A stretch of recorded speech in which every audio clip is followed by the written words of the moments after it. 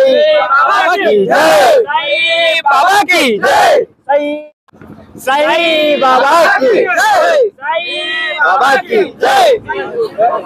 शिर्डीचे ज्याचे लागतील पाय टळतील अपाय सर्व त्यांचे, अशा पद्धतीनं शिर्डी महाराष्ट्रातील देवस्थान तीर्थक्षेत्रांपैकी एकमेव असं तीर्थक्षेत्र आहे, ज्या ठिकाणी वर्षातील 12ही महिने, वर्षातील प्रत्येक दिवस, प्रत्येक तास आणि प्रत्येक सेकंद भाविक आपले मनोभाव या ठिकाणी भक्ती रसामध्ये न्हावून शिर्डी साईबाबांच्या चरणी आपल्या मनोकामना मागण्यासाठी कोणी पायी तर कोणी साधनानं त्या ठिकाणी जात असतं। अशाच पद्धतीचा एक आगळा वेगळा वारी सोहळा सुरू झालेला आहे छत्रपती संभाजीनगर जिल्ह्यातील जेहूर ते श्री क्षेत्र शिर्डी पर्यंत।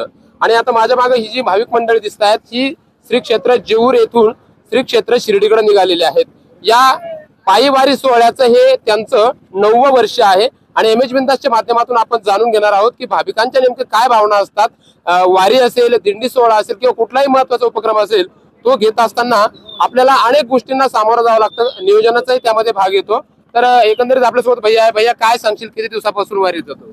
9 वर्ष आहे आता वारीत। साईबाबांचा असा काही अनुभव जो तुला प्रेरणादायी ठरला आणि मग तू तिकडे वळला? म्हणजे आपण जी मनात इच्छा ठेवली ती वारी चालून पूर्ण होते।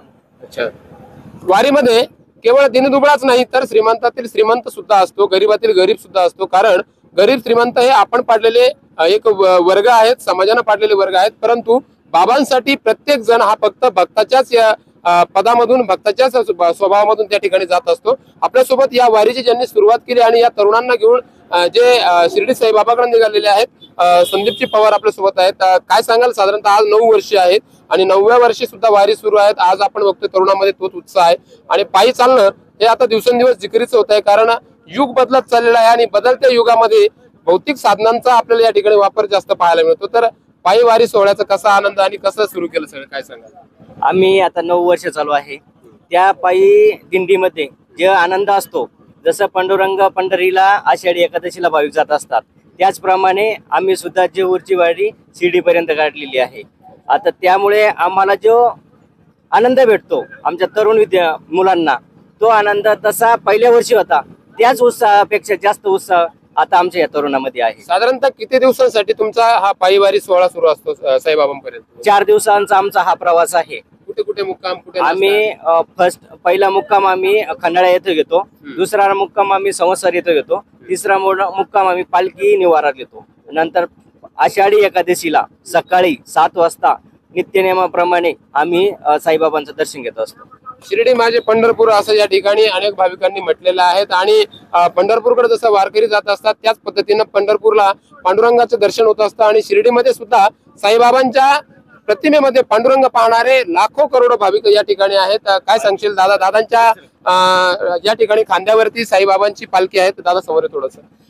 तर आपण बघू शकता ही पालखी मोठ्या आनंदोत्सवामध्ये भाविक ही जेहूरकडून शिर्डीकडे घेऊन निघाली आहेत। काय आनंद वाटतोय तुला? प्रचंड घाम सुद्धा आलेला आहे, काय सांगशील? अतिशय सुंदर अशी पालखी आमची जेहूरवरून निघाली आहे। भाविकांचं बी चांगलं सहकार्य आम्हाला आहे आणि पुढचं नियोजन बी करणारे भाविक आमच्यामध्ये आहे। पुढे जाऊन नियोजन करतात ते एकदम व्यवस्थित नियोजन करतात, त्यामुळे आम्हाला कुठलाच त्रास होत नाही आणि आम्हाला अतिशय आनंद होतोय आमची पालखी निघाल्यामुळे।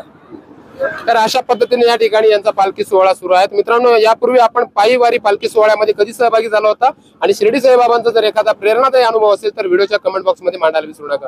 मी प्रवीण पाटील इथंच थांबतो, पुन्हा भेटूया एका नवीन बिंदास विषयामध्ये, नवीन बिंदास व्यक्तिमत्वांसोबत।